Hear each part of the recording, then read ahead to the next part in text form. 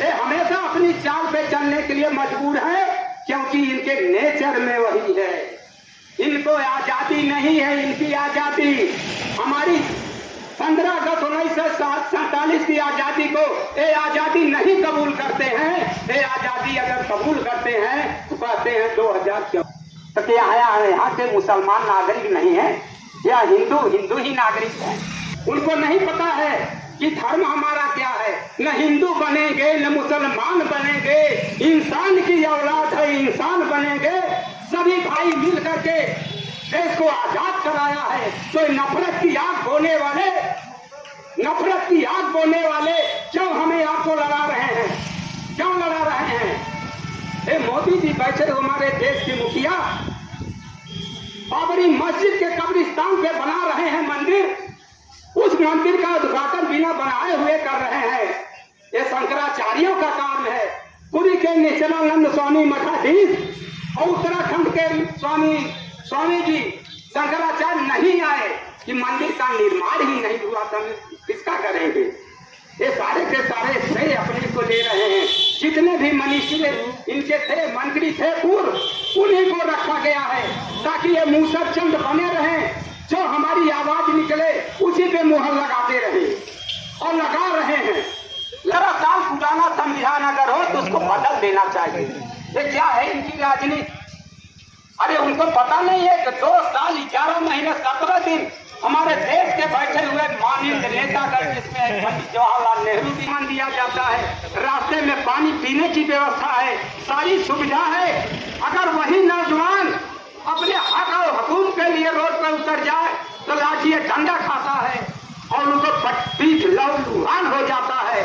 तो दोस्तों ये स्थिति है। 2021 या 22 में यही इलाहाबाद में बच्चों ने प्रदर्शन किया, धरना दिया और उनके गेट तोड़ के बच्चों को मारा गया। आप लोग जानते होंगे, पढ़े लिखे लोग जानते होंगे ये देश को कहां ले जाना। सत्यनारायण पटेल जी, और इस कार्यक्रम के लिए मैं सर्वप्रथम अपने बड़े भाई दिलीप सरोज जी को बहुत बहुत बधाई और मुबारकबाद देता हूँ। चूंकि यह मामला जन समस्या से जुड़ा हुआ है तो लगातार हम अपनी टीम के साथ नहर आंदोलन से लेकर के जन समस्याओं को लेकर के तहसील हो या कलेक्ट्रेट हो, वहाँ पर धरना प्रदर्शन और ज्ञापन देने का काम करते रहे हैं। और माननीय अध्यक्ष जी, मैं आपको विश्वास दिलाता हूँ, आप जब मुझे आह्वान करेंगे तब समाजवादी पार्टी का सिपाही आपके साथ कदम से कदम मिलाकर खड़ा रहेगा। और मैं अपनी बात को अपने चंद शेर के साथ शुरू करना चाहता हूँ। अभी जो मैंने लिखा है, जागो कि सवेरा हो गया, जागो कि सवेरा हो गया, अत्याचार घनेरा हो गया। एक्सीएम साहब, मैं आपको अपनी आवाज के माध्यम से आगाह करना चाहता हूँ, कृपया समझ जाइए। किसान का बेटा जिस तरह से खेत की मूसला जड़ को उखाड़ कर फेंक देता है, उसी तरह से आपकी सरकार को उखाड़ करके फेंकने का काम करेगा। साथियों, हो गई है पीर पर्वत सी, अब पिघलनी चाहिए, इस हिमालय से कोई गंगा निकलनी चाहिए। और आगे कवि कहता है, सच है विपत्ति जब आती है, कायर को ही बहलाती है, सड़क नहीं धीरज खोते, सूरमा नहीं विचलित होते, विघ्नों को गले लगाते हैं, कांटों में राह बनाते हैं। तो साथियों, हम लोग विघ्न को गले लगाने वाले लोग हैं। समाजवादी पार्टी का हर एक सिपाही आपके इस क्रांतिकारी कार्यक्रम और जज्बे को सलाम करता है। कहना चाहता हूं कि उस मजदूर से पूछिए गर्मी का क्या आलम है, उस मजदूर से पूछिए गर्मी का क्या आलम है, जो दिन भर खेत में काम करता है। एक मजदूर का बेटा हूँ, मैं अच्छी तरह से जानता हूँ, जब बाप शाम को कड़ी धूप से तप करके घर को आता है तो उसे पंखे की हवा की आवश्यकता होती है। कमरों में बैठे हुए लोग नहीं जान सकते कि गर्मी क्या होती है। आज बिजली जैसी गूढ़ समस्या पर आप सभी लोग यहाँ पर एकत्रित हुए हैं, इसलिए भी मैं आपका हार्दिक धन्यवाद एवं आभार प्रकट करता हूँ। ज्यादा कुछ नहीं कहना चाहता हूँ, याद दिलाना चाहता हूँ सरकार को। सरकार ने कहा था किसान की आय दोगुनी होगी, क्या किसान की आय दोगुनी हुई? आप लोग बताइए, हुई कि नहीं हुई? नहीं हुई। अभी आप सभी लोग खामोशी से मेरी बात सुन रहे हैं, तो मैं कहना चाहता हूँ आप सभी अपने वक्ताओं का तालियों के माध्यम से उत्साहवर्धन भी करते रहा करिए। और दूसरी बात, जिंदा है तो जिंदा नजर आना जरूरी है। किसान मौन है, पहचान तू किसान कौन है। किसान आज भी अपना दर्द लेकर के सरकार के दर बदर भटक रहा है, लेकिन सरकार बहरी हो चुकी है। मैं सरकार में बैठे लोगों से कहना चाहता हूँ, आज भी जमाने को हम सर पे उठाए हुए हैं, हम अपने ही मुल्क में सताए हुए हैं। बताओ ये कहाँ का इंसाफ है। जिस देश के नागरिकों ने आजादी की लड़ाई में हिस्सा लिया, जिसकी कौम ने अपना लहू बहाया, जिस अशफाकुल्लाह खान ने फांसी के फंदे को चूमा, आप उससे उसका मजहब पूछ रहे हैं। आप उससे उसका मजहब पूछेंगे क्या? आपने डॉक्टर ये कहना चाहता हूँ, समझ जाओ अभी वक्त है, वरना किसान जिस तरह से पत्थर तोड़ करके मूर्त बनाता है, उसी तरह से तुमको तोड़ करके कंकड़ बना देगा। और यहाँ के जो आला अफसर है बिजली विभाग के और क्षेत्राधिकारी,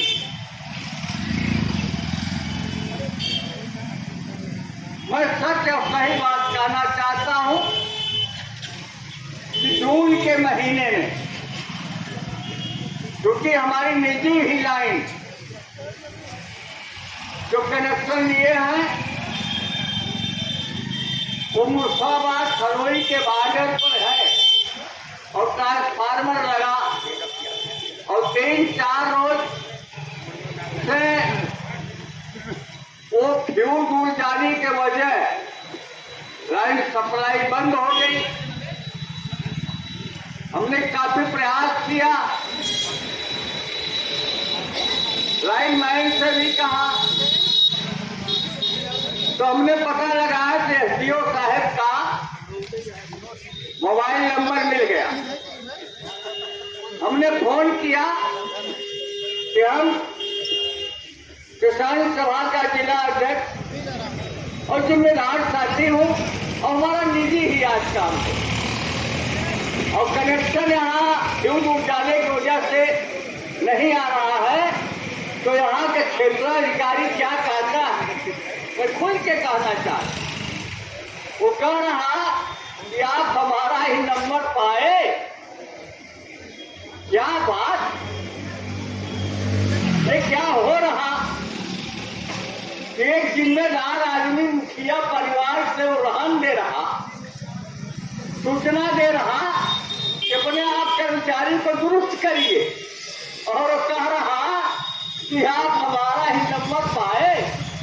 हमने कहा सर आप हमारे क्षेत्र के आला अफसर हैं विद्युत विभाग के, कहें ठीक है। इसके बाद एक नंबर ऐसा दे दिया, उस पर फोन करते ही रहिए, उस पर आप फोन करते ही रहिए, अनाप शनाप बोलता हम समझ भी नहीं पाए।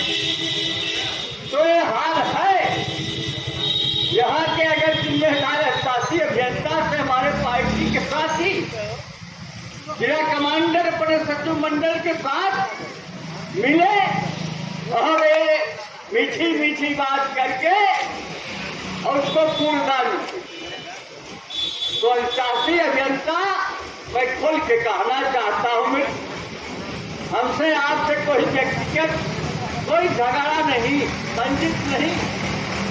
मैं खुल के कहना चाहता हूँ कि आपने सांकेतिक घटना है, यह सांकेतिक घटना है, आपको बताने आए चेत जाइए, नहीं तो आप जानते हैं क्या होगा। वही नारा कि अभी तो ये अनराई है आगे और आपको हम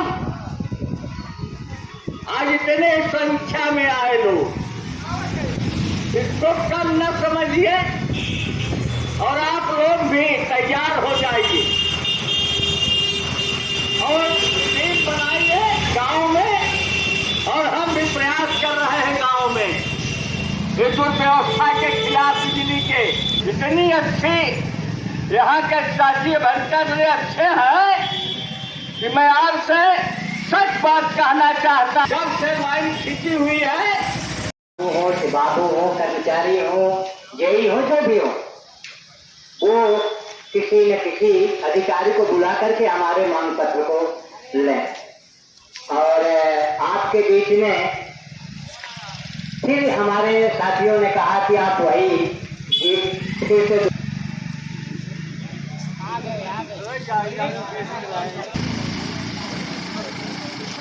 ज्ञापन दे दिए जाए। उसके बाद बीच में आएंगे।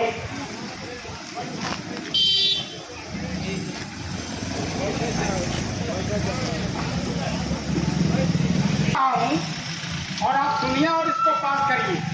सेवा में श्रीमान उप जिलाधिकारी मछली शहर जनपद जौनपुर उत्तर प्रदेश महोदय, पूर्व सूचना के आधार पर आज दिनांक 2/8/2024 से भारतीय कम्युनिस्ट पार्टी जौनपुर शासकीय अभियंता मछली शहर कार्यालय पर बिजली प्रेषण एवं कटौती से परेशान किसानों की समस्याओं से संबंधित मांग पत्र धरना प्रदर्शन के माध्यम से आपको प्रेषित करती है। मांग पत्र शासनादेशानुसार 18 घंटे विद्युत आपूर्ति किसानों उपभोक्ताओं को सुनिश्चित की जाए।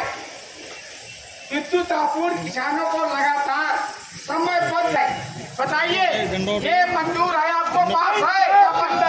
नारा लगाइए, जिंदाबाद जिंदाबाद। ज्यादातर तो हाफ बड़ी समस्या 24 घंटे से हाफ है।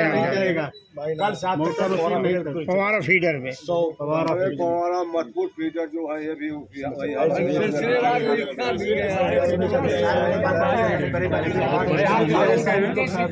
कॉलोनी का पैसा भी अलाट हो गया है, खाते में आ गया है। खाते से निकाल कर वो महिला सामान खरीद करके रख दिया। वहाँ 5वीं पीढ़ी है, वो मुसहर बस्ती बसी हुई है। 8 कॉलोनी बन चुका है। एक कॉलोनी जिसका कुछ सामंती लोग नहीं बनाने दे रहे। मैंने कई बार लिखा पढ़ी। जमीन कैसी? जमीन वो 41 में नवीन पट्टी, 45 में पट्टा हुआ है। चकबंदी के पहले मुसहर वहाँ बसे हैं। 76 में पट्टा हुआ है। लेकिन जितनी दूर वो बसे हैं 1990 में उनको आबादी खसरा में लेखपाल दर्ज करके दिया हुए है। वर्तमान खतौनी में क्या है? वर्तमान खतौनी में वो पट्टा है। नवीन पट्टी के रूप में है? नहीं, वो जितनी दूर बसे हैं वो पट्टा है। आवासीय पट्टा हो गया है ना? नहीं, आवासीय नहीं है, कृषि पट्टा है। उन्हीं के नाम। और इस रिपोर्ट के आधार पर जो और 8 कॉलोनी बना है उसके आधार पर महोदय इसको बनवा दीजिए। 8 कॉलोनी बन ये पार्टी के तरफ से मैं आपसे मांग कर रहा हूँ कि इसको बनवा दीजिए।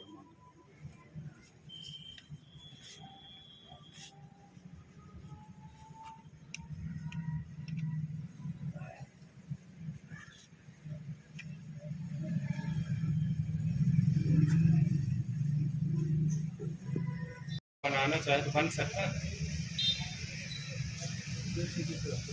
इसमें धीरे धीरे ना आप भी रहिएगा तो मांग पूरा कर रहे हैं। विद्युत आपूर्ति वाला भी एसडीएम साहब को हम अवगत करा देंगे और मेन वो एक्सचेंज से बात करके करा दिया जाएगा। आप बताइए बात ठीक है। और ये 18 घंटे वाला किसानों की, और जो नहर वाला में नहर वाला इसमें नहीं जोड़े, इसमें वही कर, इसमें तो जोड़ा नहीं किया जाएगा। दे दीजिए अगर बना हो तो ठीक है। बना नहीं है, कल दे देंगे। का जो ज्ञापन है मेरे द्वारा एसडीएम साहब को पहुंचा दिया जाएगा। एसडीएम साहब के द्वारा जो डिपार्टमेंट मतलब जो हेड होते हैं उनसे बात करके आपकी मांग पूरा कराया जाएगा। बिजली वाली बात रही, उसके बाद जो नहर में पानी वाला उसके भी बारे में बात कर लिया जाएगा। जो यथासंभव कोशिश करके करा जाएगा। चला इधर पानी आओ। चला